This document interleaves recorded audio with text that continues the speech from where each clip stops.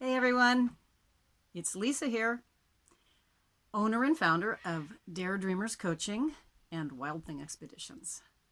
And it is yet another Wild Wednesday. And up until now, in this little series I've been doing, we talked a little bit about what makes your heart sing. And then we talked about answering the call to your wild, or honoring your own true nature and doing what you want to do and not necessarily what society expects you to do. And last week we talked about getting lucky on purpose, which involves committing yourself to doing something and following through with positive actions, and then expecting the universe to kick in and bring you some miracles to make it happen. And this week I wanted to talk a little bit about something that usually people don't like to talk about, but it's something that is very real and we all deal with it. And it begins with an F, and it is an F word: fear. And the fact of the matter is, sometimes once we commit to something, it sounds great and we're going to do this and wow, I'm so excited. And then fear kicks in. And believe you me, it's happened to me a lot. Like when I needed to sell those houses in Hawaii and I'd already committed to going to school in Italy, and I was freaking out. I could have changed my mind. I could have decided not to do it, but I didn't. And it's so funny because my cat this morning is really the one who gave me the idea to talk about this today, because she acted fear out perfectly for me and reminded me that it's something we all do. And the story behind this is I recently got a new doormat, and it's by her door that she goes out.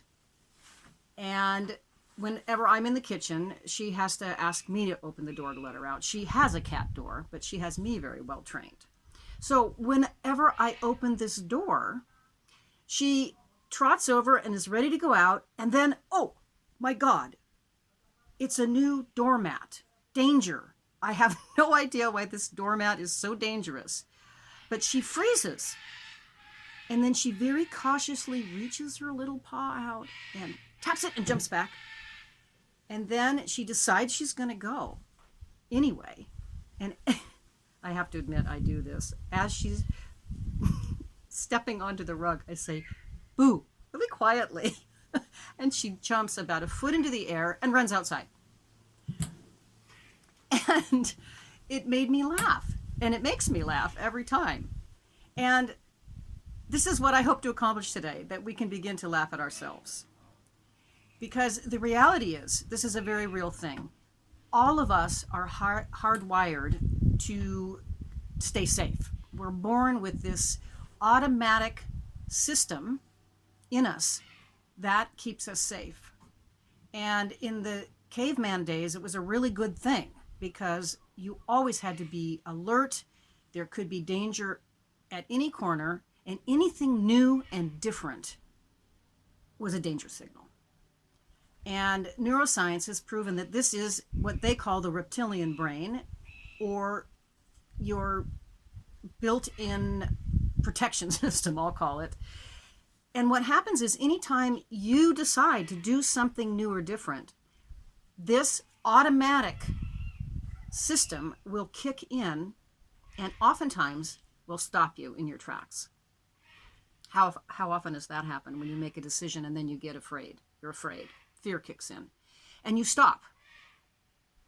And this is all done automatically. You don't have a choice. Your amygdala, which is at the top of your spinal column, basically, the base of your brainstem, is what alerts you of danger. And this danger can be real or it can be imagined, something you thought up, like the worst case scenario, what could happen if you try this and it doesn't work. And you stop. And that's what I wanted to talk about today, because it's in that very moment where you have this automatic reaction and you stop, you freeze, that you actually have a choice. But you only have a choice if you become aware of the fact that you have stopped, that you are afraid, and fear is something that I'm sure you can feel in your own body. I know my chest kind of contracts a little bit when I think about, oh my God, what if this doesn't work? And this horrible thing happens, whatever it is. I feel a literal constriction in my chest. That's a little flag for me that my automatic protection system has kicked in. And in that very nanosecond, I have the choice to, and this is backed up by neuroscience, I have to literally short circuit that automatic neural pathway that has been programmed into me. How do I do that? By doing something literally physical, because you feel it physically in your body. And if you do something physical, you're going to switch the automatic response and you're going to go to your prefrontal cortex where you can actually think logically. What do? If I catch myself thinking these horrible things, I say out loud, cancel, cancel. And it sounds really silly, and sometimes it makes me laugh. And that gets me out of that fear mode and into a thinking mode. And then I have the opportunity to actually think things through and make a decision. And I usually decide to go forward with my original decision. Because in the end, fear, if you want to make it an acronym, is future events appearing real, which is what happens when you go into the fear thing. You're imagining the worst possible outcome. Well, if you short circuit that, move to the prefrontal cortex, and then consciously imagine the best possible outcome,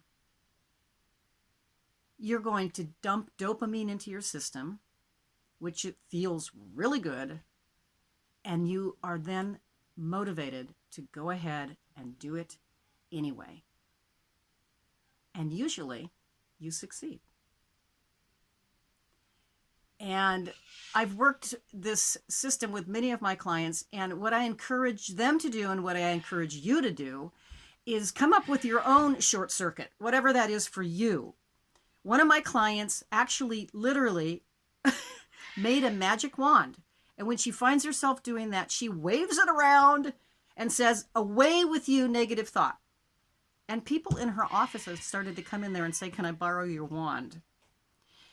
Because it makes her laugh.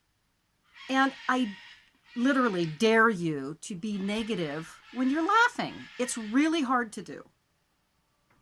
So I want to leave you with that thought today, that once you've committed to something and fear stops you in your tracks, be aware of it, feel it in your body, and then consciously do something to short circuit that reaction.